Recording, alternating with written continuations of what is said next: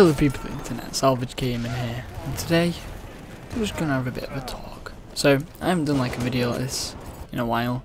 I usually just do live commentary stuff, but I'm just not that funny anymore. I'm just kidding.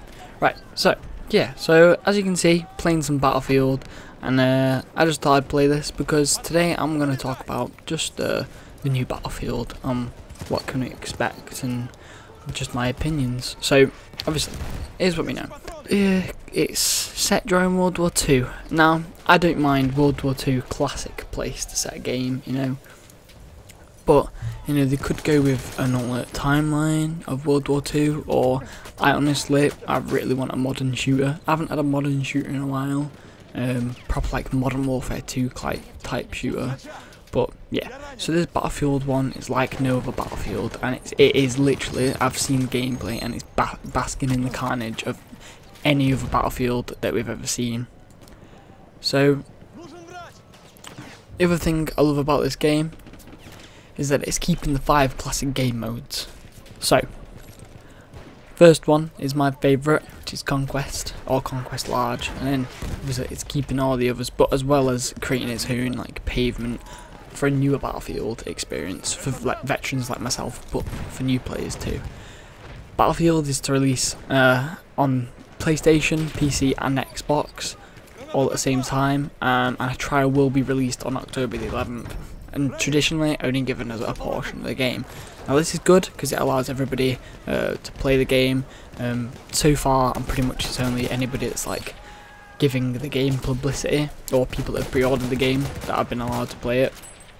So you've seen big YouTubers, anybody like that, they've just been throwing gameplay out there. Onto the campaign of Battlefield 5, we'll have the same war story system as Battlefield 1, and this will allow us to experience different sides of war all across the globe.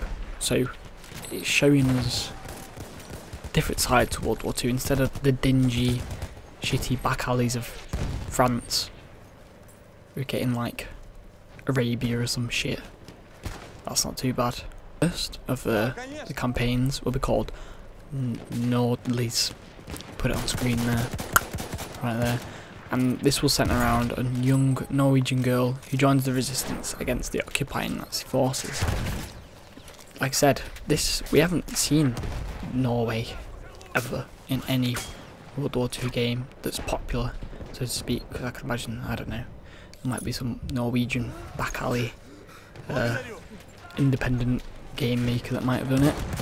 Yeah, so I'm going to be getting loads of different stories. I liked kind of the campaigns for Battlefield 1, but it kind of like built up a lot, and then it was like, well, that's that war story finished. Like I was so interested in the is it the American pilot one that gets like arrested?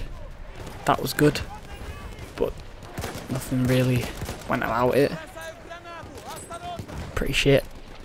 But yeah, so moving on to the multiplayer, my most anticipated mode is a new Grand Operations. Now this contains 64 players like usual, or PC usual engagements, and like so 64 player engagements that will play out over 3 or 4 individual matches, each making each match taking form in like, you know, in-game days, not in real life, but also it'll be a fictional battle, so it didn't happen and shit like that. So depending on how each match ends, we will determine the strength and strategies of each side.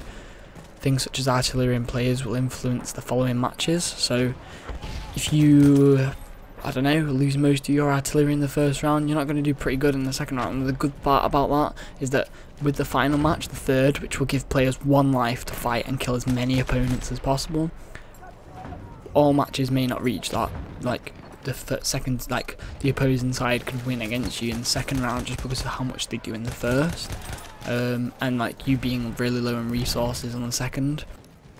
That is also confirmed a battle royale mode, most likely just to compete in the market. I'm not really excited about it, but we'll see.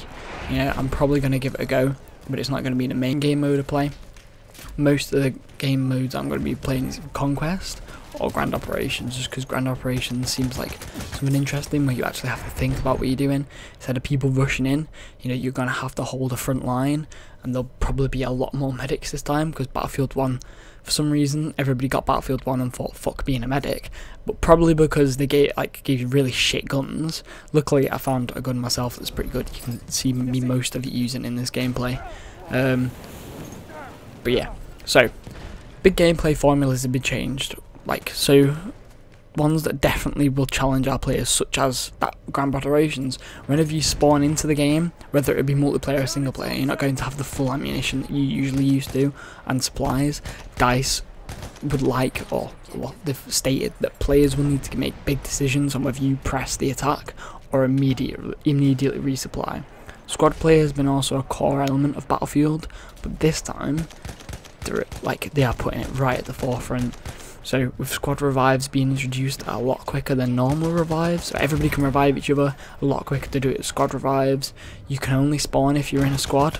You're most likely spawning a squad instead of back at base, which I thought was a bit dog shit, because like there's always been a spawn point of either sides where it's kind of like their safe haven, but I guess there has to be somewhere where someone can spawn, otherwise when a team gets wiped out it's just going to be shit, and spawn camping's going to be dog shit.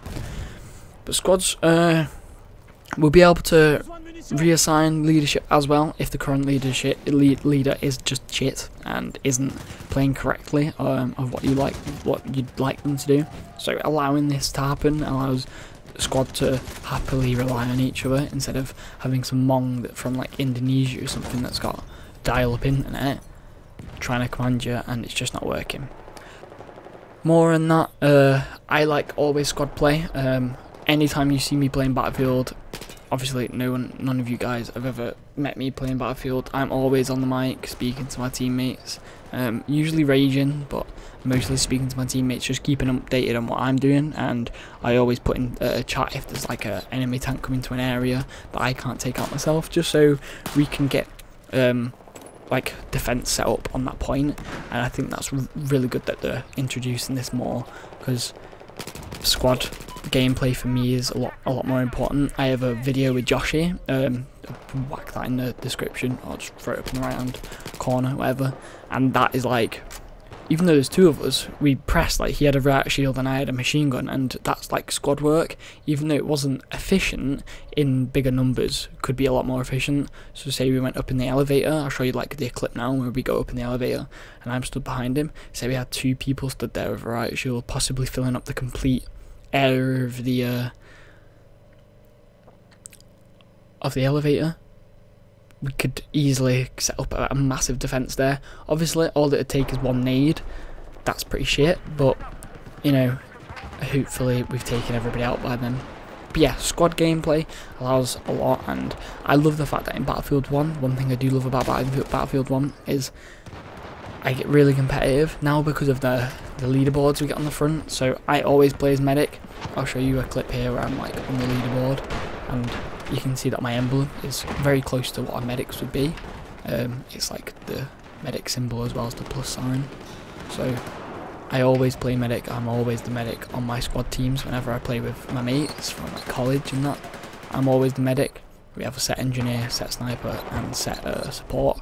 And if we have an extra person, because obviously there's now 5 in the squad, we usually designate that person to switch between whichever's needed more. So say we're holding position, everybody's got an ammo, we've got the support guy there, he's setting up a good defence, I'm keeping him alive.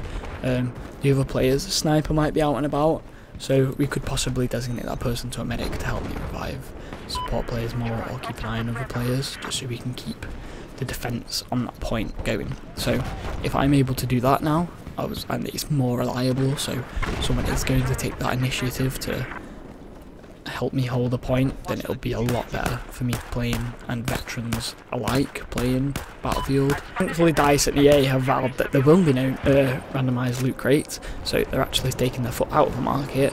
So as they're grabbing one market of Battle Royale, they're kind of just ditching the cases. Everybody fucking hates loot crates.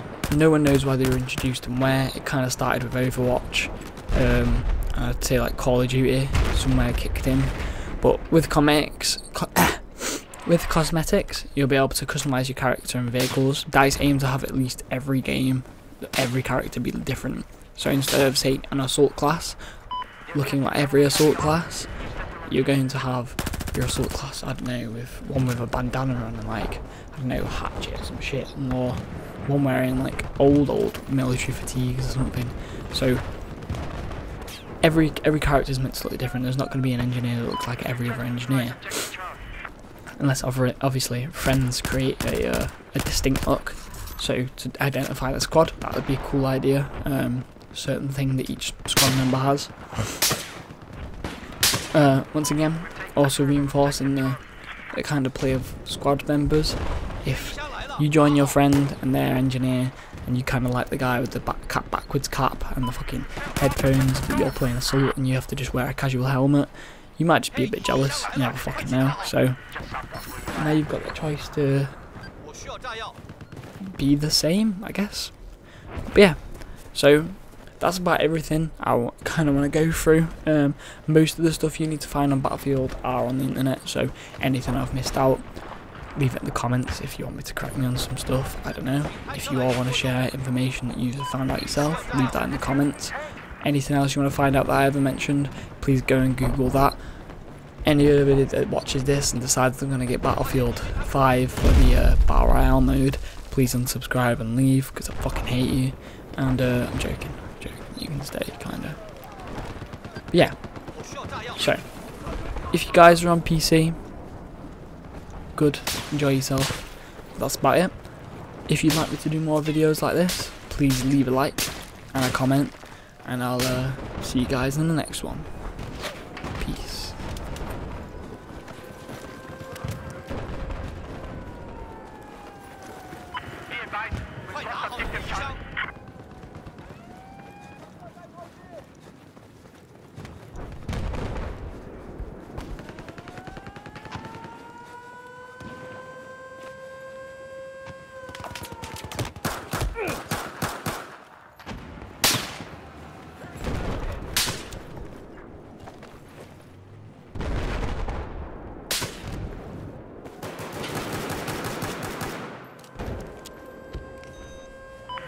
Hostile anti-tank soldier.